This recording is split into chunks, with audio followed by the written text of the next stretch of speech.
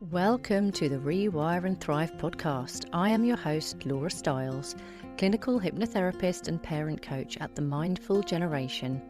You're in the right place if you're ready to transform your mind, break cycles, and reclaim your power for a life of purpose and freedom. Let's dive in. Today's guest is someone who's living proof that you don't have to choose between your work and your family. Kiri is the founder of Octarine Design, a brand design studio based on the North Cornish coast. She partners with female founders to create unforgettable brands that don't just stand out but give their owners real freedom. The freedom to live and work on their own terms. She's also a mum of girls, a 4-year-old and a 10-month-old, and has reshaped her business to fit around the reality of motherhood. So this conversation is all about what it looks like to run a values-driven business that fits around your life and not the other way around. Whether you're in the thick of parenting, dreaming of more freedom, or just need a reminder that it's possible for you to do things your way, this one is for you. So welcome, Kiri. Thank you. Hi. Hello. I feel like that was a really long intro, but also I just love what you do. I love the look of your website. And I have to tell the audience also that we have thrown this together today. We've never met before, but I'm really looking forward to this conversation because it's really nice having conversations with new people and finding out about new people. So it's lovely to meet you and have you on. Thank you so much. Yeah, thanks for having me. That's okay. So tell me a little bit about Octarine Design and how was it born? And why did you start it? So basically, I'm a self-taught designer. My degree was in marine and natural history photography. And then I sort of went traveling with my husband and then moved to London and thought that I could very naively thought I could get a job in photography off the bat of that degree, which obviously didn't happen. So I spent about 6 years working very admin-based, PA, office manager roles. But for every single one of those roles, I'd always try and find something creative that I could put in, whether it was designing invites or updating website or sort of headshots, whatever it was, I'd always try to find something creative. And it was when we moved back to Cornwall in 2018, I think it was 2018-19, that the job that I got here, it turned out they needed their website redoing or updating. And I decided to take that on, absolutely loved it.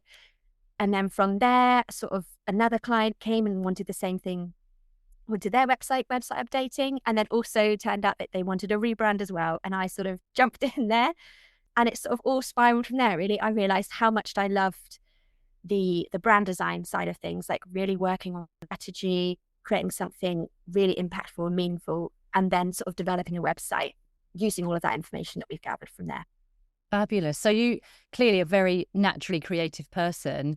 Did you know how to use like WordPress and Squarespace and all of those, or do you? No. So I learned everything on the go, I guess. Yeah. So so all the website building platforms, and so in terms of the brand design side of things, learning how to use the Adobe suite, which I am 100% not an expert using. It is obviously the insane amount of capabilities that you can do with that, but it's been incredible learning. Obviously it's been, what is it now? It's back in 2019, so that's 6 years now of sort of continuously learning, continuing to improve my process, improve my design skills, everything, all of that. But yeah, it's been, it's challenging, obviously, having to learn all these different things.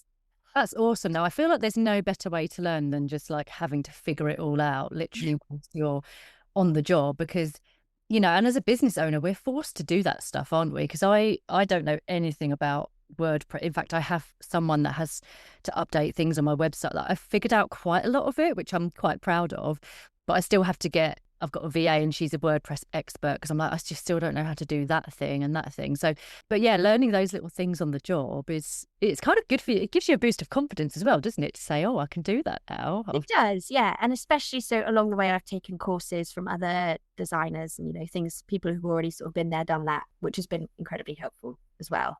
But yeah, investing in your business to get better at it, I guess. Yeah, that's fab. And so is it like an entire package? Because I know that you've got the photography skills. So do you do the photography as well for websites? If people want an entire branding update, do you do all of it? I did used to offer brand photography as well. And it's not something I shout about anymore, but it's definitely a possibility, and it is lovely. So the client that I did that for, she was a jewelry client, and I did her brand, her website, brand photography, and product photography. So everything, every sort of aspect of her brand, I did, and sort of had some creative control over that, and that was lovely to see it come together as like this entire project, or everything sort of completely aligned, was amazing. But it isn't like a specific package that I offer now. Yeah. Okay. And tell me how, being a mum of two little ones, you've got a 4-year-old and a 10-month-old, and how has your business had to evolve to fit around your girls? With the first one, that was fine, like I managed to sort of get back into the swing of things. Only one little one to look after. And again, probably quite naively thought that the second one coming along, the same process would happen. But it didn't. Mum of two is seemingly infinitely more challenging than being a mum of one. And there's just so little time in the day. At the moment, she's only 10 months old. She has started, and then touch wood, this continues, started to nap quite well in the morning. So like that's when I get the majority of my work done, in the mornings. Is he napping now? He is napping now, yeah. Also, I've got the monitor turned off. But my husband's in the house. So we both work from home, which is lovely. So I was like, no, she's not like anxious about the baby at all. the baby's just there. I would have been like, I'm going to do this podcast. There's a baby. No, she's asleep. And that seems to be a thing. Like she will go down quite hard every morning, which is lovely at the moment. Yeah. But that's 2 to 3 hours. And then I'll potentially be able to get some more stuff done in the evening when my husband finishes work. He'll sort of take control of the girls, and I can come back in here and crack on with a bit more. But it's really limited. That is not many hours in a day to get work done. And also sometimes maybe she won't do that, she'll skip a nap, and then you just don't have that time at all. So it's became a necessity, to have to shift up how my business works. So at the moment, or before my second was born, I would work primarily just on custom branding, packaging, and website design projects with clients. And these can take, especially if you consider all of those elements, it can take several months and can be a big sort of time suck, obviously, with these clients. So I could already only take on limited clients. And then now with 2 children, sort of that cuts it down even more. So as much as I absolutely love the one-on-one custom design, I really do, it's sort of not sustainable to just keep doing that. So I had to think about other ways to, I guess, pivot the business to be able to still work with female founders, still work with these incredible women, but be less involved. So it's sort of, I'm in the process now of shifting things up. So as well as the custom design side of things, I've also got these sort of lower price point offers that are more sort of a style of like passive income. But it has been a juggle and a bit of a challenge, I guess, to figure out what I can offer, things that still feel really aligned to my business, things that will be really helpful for my audience, helpful for the founders. And yeah, I feel like I'm getting there. I'm just about to launch my latest offer, but it's all trial and error, isn't it? It's all trying to sort of create a business that works around my lifestyle, because quite honestly, that's the only way you can do it. Like there's no other way to work. So it's just about trying to sort of to pivot and to find a way that works around me, which is obviously something I try to instill in the founders that I work with as well. Yeah, absolutely. It's fitting it around our kids, isn't it? It's like just reminding ourselves, okay, but I didn't sign up to this because I wanted to now put them in childcare. You've chosen this because you want to be able to do school runs or nursery pickups and be there in the hours that you want to be there. So yeah, 100%. Is your 4-year-old at school yet, or is she still? Yeah, so she's the youngest, I think, the youngest in school. So her birthday is 17th of August. But so yeah, she started school last September. Okay. So, yeah, she's nearly coming to the end of her first year, which is insane. But yeah, the school, I'm very lucky in this little village in Cornwall. The school is literally at the top of the road. So it is ideal school run. Yeah.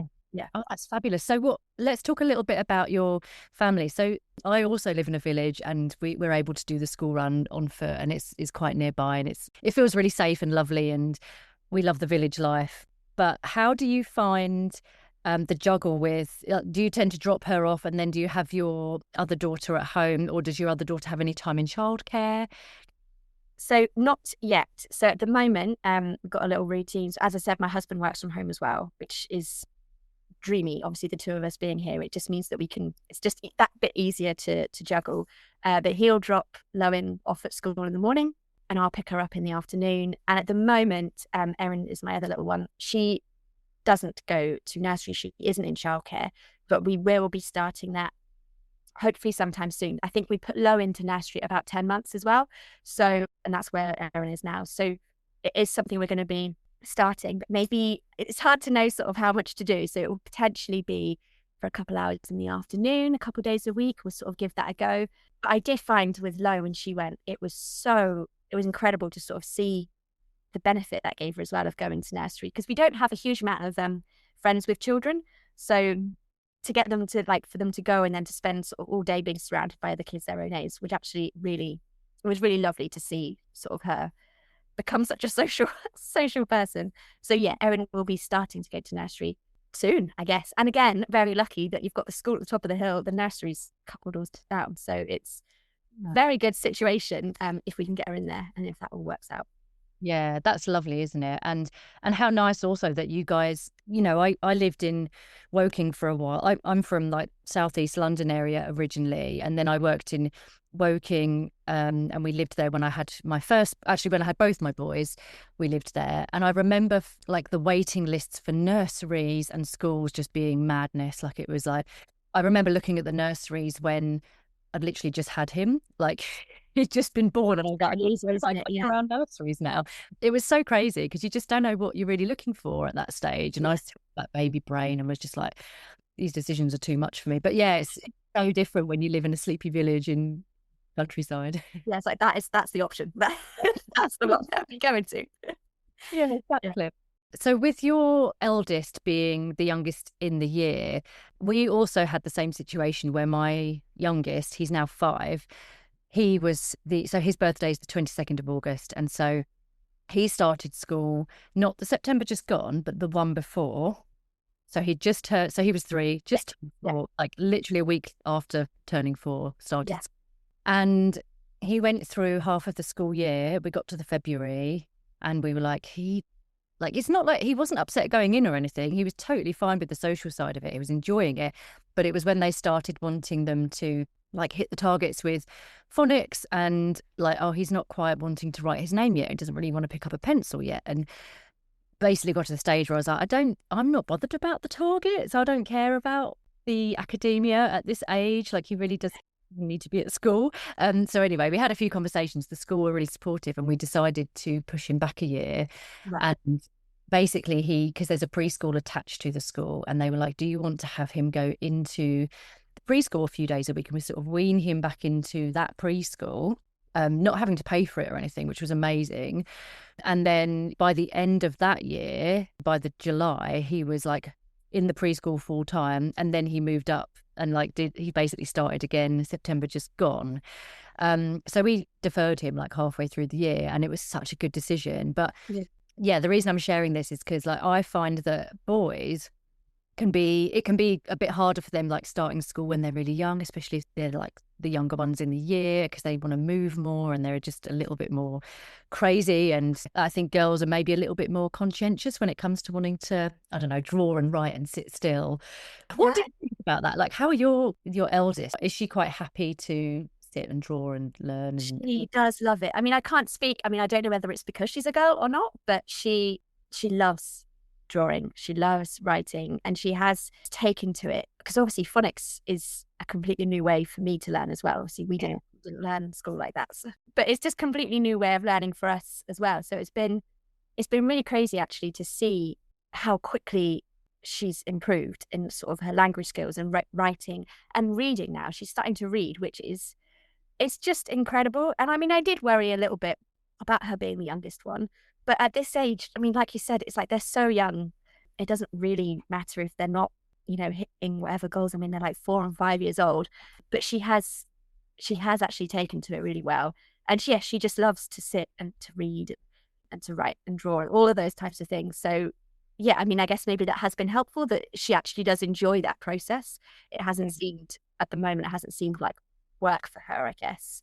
Yeah. Obviously, it's reception, so there's still such a huge amount of play involved in in the learning. She has mentioned a couple of times actually. I guess maybe it's the teachers have are starting to try to instill this in that, like, next year there'll be a lot more writing, there'll be a lot more a lot more work that they have to do. So she's mentioned that a couple of times. But yeah, I guess we'll see how it goes. But yeah, it's been incredible to watch actually how quickly the way that they teach it all. It's incredible. Yeah, that has been lovely to see.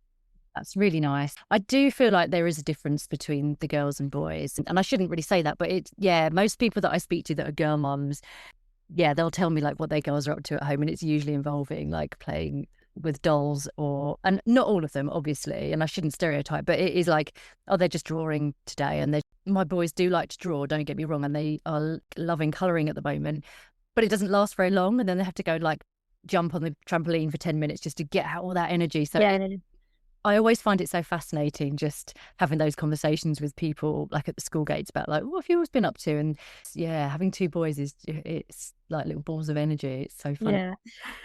And is it quite a nice little school? Like, is it quite a small school? So I feel like it's quite a big school, but there's not, I don't know how many people are there. It's like got maybe 80 to 100 people. I don't know, which is obviously quite small. So yeah, it's a small village school, but it's quite sort of this lovely large building, massive playground and everything.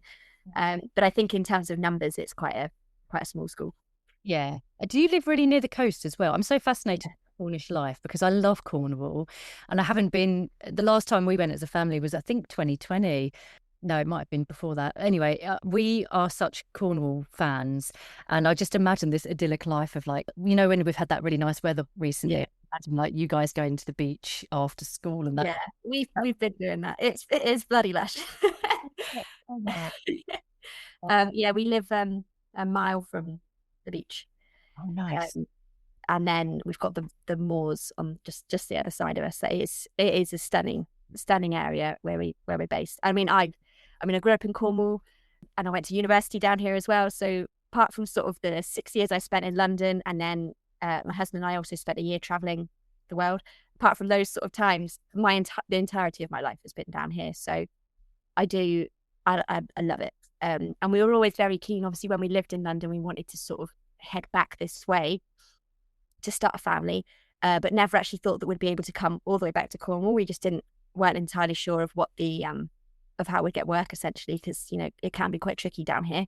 But we've been very lucky. My husband was very lucky to sort of fall into a PR related role when we moved down here, which was brilliant. And then I've obviously sort of started to do my own thing, which is also great as well. So yeah, we do love living in Cornwall. Although obviously, I mean, it sounds very idyllic. Obviously, going to the beach after school is dreamy when it happens, but also, got to deal with everything else that comes with living in Cornwall. How busy it gets in the summer, and it doesn't even seem to be the summer now. It seems to be almost year round sort of tourism.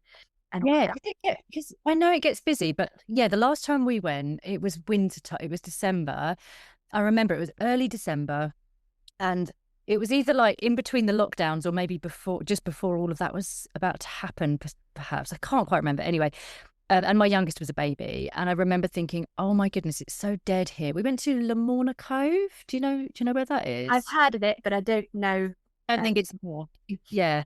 I should check a map. But it was so beautiful because I felt like we had a lot of like the beach to ourselves, and the pubs were quite quiet. And I thought, oh, December's the time to come to Cornwall. Like, we should do this again. And we haven't done it since just because of other stuff. But yeah, I think I can imagine now that people have tweaked and that it's just busy all year round, and that it can be. Yeah, it does seem to be like, it used to be just like, oh, it's the 6 weeks, like you just avoid certain areas of Cornwall for those 6 weeks. But now it just seems to be getting bigger and bigger, which I guess is good in a way, but also brings a lot of the negative sides of tourism here as well, being sort of and all of that. But I mean, I wouldn't live anywhere else in England. I love living here. Yeah. Do you guys surf as well? Yeah. My husband more so, but I do. I mean, I say I do. I haven't actually surfed. I think I've surfed once or twice since Erin's been born. But yeah, we do. Yeah, definitely need to get back into that again. That's another thing, isn't it? You sort of become a mum and then that's it for a while. So it's sort of trying to get back to being me, get back to doing the things that I love to do. So yeah, that is definitely one of them. Then I need to get back in the water. Yeah, it's quite hard to remember what hobbies are as well when you're a mum, because I guess like, yeah, if you did surfing before, then you know that you like it.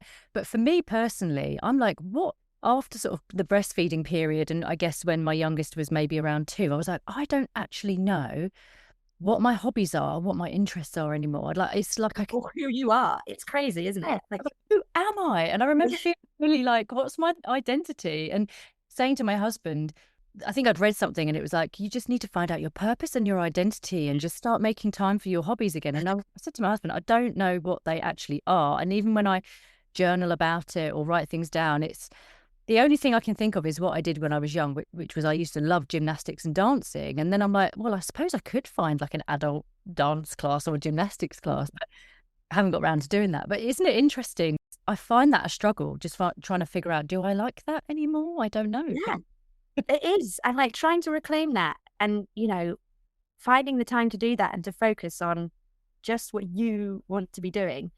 Like, what do I want to be doing right now? If you carve out the time to focus on yourself and don't really know what you want to be doing with that time, yeah, it's tough. But I guess your kids are now at an age where you can, you can start trying to do that more. You've got that time. They're both at school. Yeah. Like, take that little bit of ownership back. It's a good time. Yeah, no, you've reminded me. I might Google after this conversation. I might Google What did you want? yeah, gymnastics classes for adults. Yeah. And they've got to do things like that. Yeah, no, you're right. And I think it's just finding the time to like have that space for ourselves again, which can be really quite hard to do, especially when we have just been needed by everyone for so long. And it's quite hard to come out of like that almost like martyrdom of like needed person for years. Yeah, I know it is, isn't it? And also, I've just in the last few weeks, just stopped breastfeeding as well. And like that feels like, again, it's like, and that's it for me now. 2 kids, that's it. I'm done. So there won't be any more. And this is it. So now it feels almost like this sort of turning point that now I can start to try and get my body back again, like, and I know it all sounds quite dramatic. No, not at all. But it feels like that in a sense, I finished doing that. Like now it's my time to try and regain a bit of my identity back. Go back to sort of how I was before, maybe, or don't even know if that's possible, but Yeah. And I would say that's actually a really big turning point in finishing breastfeeding because your hormones have been adjusting to, balancing back out again. And you kind of do go through a bit of a shift internally when you finish breastfeeding. And it's actually can feel a little bit of a confusing time for some. I think I remember I felt quite sad about it because I was like, oh, with my second, he was 18 months. With him, he didn't ever take a bottle. And so I let him lead, and it got to the stage where he was 18 months old. And I was like, oh, it's gone on for a lot longer than when I had my first, but I'm just going to go with it. But then he was starting to wake up more in the night again, and we were almost kind of going backwards. And so anyway, he decided he didn't want to do it anymore. But I remember feeling quite sad about it, like, oh, okay, these are over now. And yeah. Yeah. And it's weird knowing that I'm perfectly happy. I've made the decision that there will only be 2, but it's still that, it's a sadness, like, oh, that period's done now. Like that's over with. Yeah, it is. There's just so many emotions. It's ridiculous. Trying to deal with them all. Yeah. And no one tells you before you become a mum how many things you're going to grieve about. The grieving process for those periods of time, like, oh, I'm going to, grieving about like giving up breastfeeding, and then grieving about like, I don't know, finishing maternity leave, and all of those periods that you go through in those first few years are literally sort of peppered with periods of grief. And I often find myself getting really sad. Like I got really sad recently because my youngest, now he's at school, I was like, I feel really sad that he's losing his baby face now. Like he really had a baby. Even last year, he still had that squishy little round baby face. And I look at him and I'm like, oh my God, he's turning into a boy and I haven't got a baby anymore. Because I'm done as well. I'm not going to have any more. But yeah, even that, I was like, I feel really sad that I'm not going to have a tiny baby ever again. Yeah.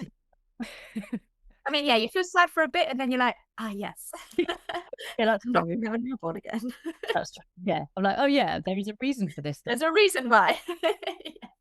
Yeah. So I need to ask you about your work again, because I am probably in need of a bit of a rebrand myself, actually. So I'm quite glad that we're having this conversation. But something I've always struggled with is, obviously it's great having social media as a free way to market ourselves and advertise and sell what we do. But I do very much struggle with seeing what my competitors are up to and having, comparisonitis and losing my authentic voice and not knowing like what wording to kind of use when I talk about what I do and that kind of thing. So how do you help female business owners to kind of almost find their voice? Like, how do you help them with that? So that is, it's one of the things that I love so much about being a brand designer is the power of having a brand that actually feels completely aligned to you, to the values that you hold, that feels like you, is filled with your personality. The power, the confidence that gives people to go from having maybe this sort of DIY logo that maybe looks cute, but doesn't ever really feel like them, to sort of putting that work in and creating something great, something that's stunning, but also that you just feel so proud of. Like seeing the confidence that gives my clients that I've worked with, it's incredible, because once they then have this confidence, obviously, yes, they've got this lovely shiny new brand, which has obviously been designed specifically to appeal to like their people. But it's in that confidence, it's in that sort of renewed sense of excitement and clarity that they have for their business, that they're then able to shout about that. They're able to sort of jump at opportunities maybe they thought, I'm not quite ready for, or I'm not sure about it. Once they've got this brand that feels like them, that represents how great their business is, it's seeing them be able to sort of put themselves out there. I mean, like you talk about social media and all of these things, and like how we all do it. We all sort of suffer from that imposter syndrome and trying to keep up with the competition. But when you sort of realize that it's you're the one who your clients or your customers, whatever it is that you do, it's you that they're going to be looking for. Like it's such an incredibly powerful thing. And it just means that you sort of you can go at it with blinkers on. It doesn't matter what your competitors are doing. It doesn't matter what's sort of trendy in your industry. When you have something that feels like you and that attracts the type of people who value what you do, it's priceless. It's that power that it gives you. And especially with women, like we've already sort of got that. I guess there are the unique challenges that women face. We always tend to feel sort of more anxious and more nervous about doing things. We always suffer with that lack of confidence. So when you have something that gives you that confidence to go out there, to show your face, to shout about what you do, to seek out those opportunities, it's just incredible to witness. And I think that is the power of branding. It's not just about the results that it gives you in terms of the physical numbers, like more clients, more customers, which obviously is a great benefit, is what it does to you and your mindset. And that's what I love about what I do, and seeing that happen for the female founders that I work with. Yeah. Oh, I feel really empowered after you saying this. Pretty cool. And I think it's really because I've been struggling with it for a while.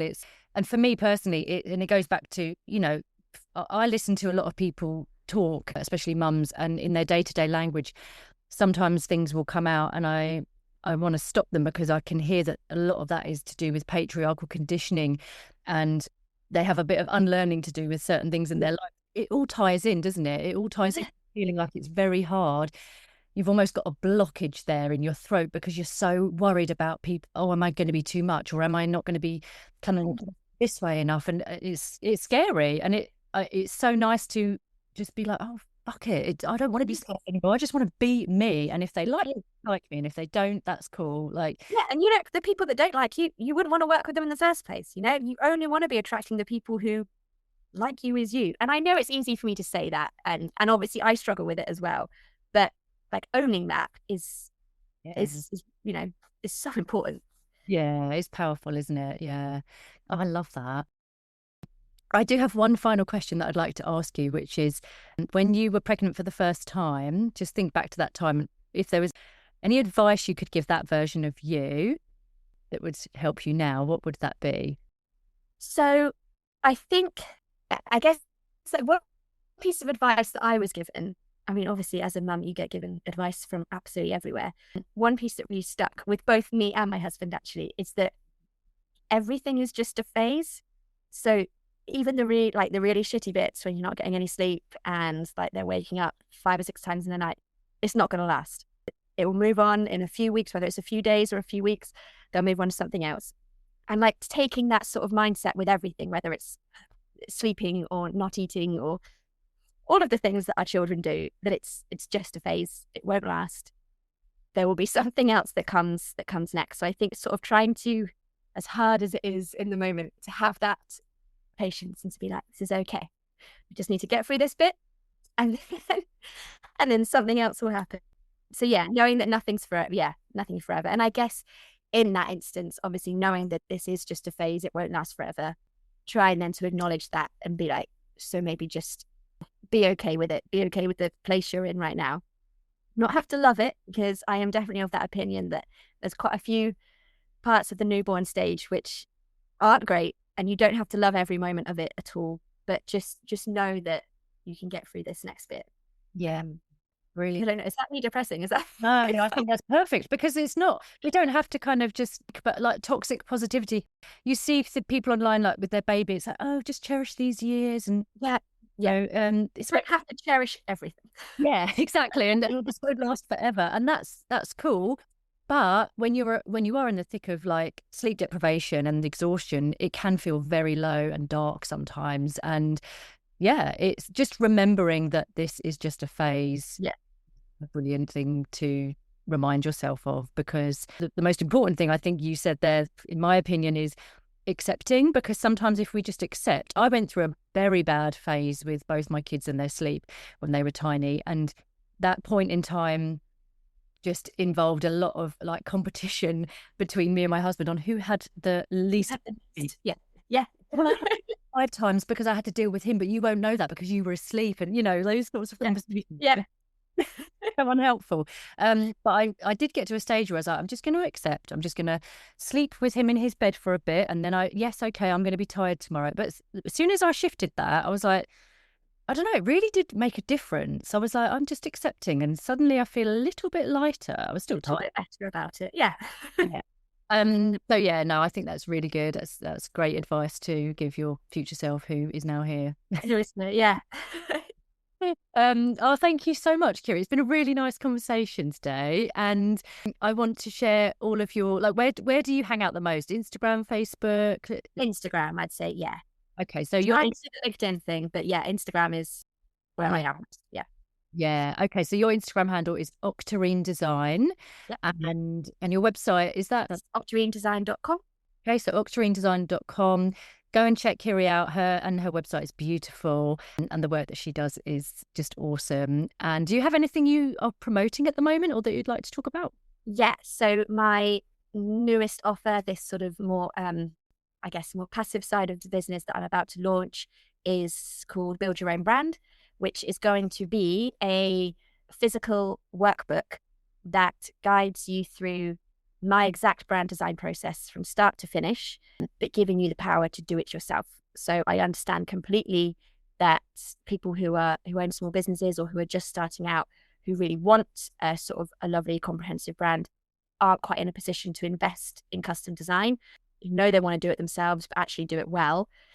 This is why I've created this offer. So it's a physical workbook that guides you through that process. And alongside that, there'll be video training where I will be designing a brand alongside you. So you get to see sort of more in-depth information about each of the sort of chapters. But yeah, you'll also be able to see me doing all the stuff. And yeah, that's going to be launching in a couple of weeks. And there is a waitlist page that I've created as well, where you can sign up to the waitlist, and then you'll be the first to hear when it launches, which is very exciting.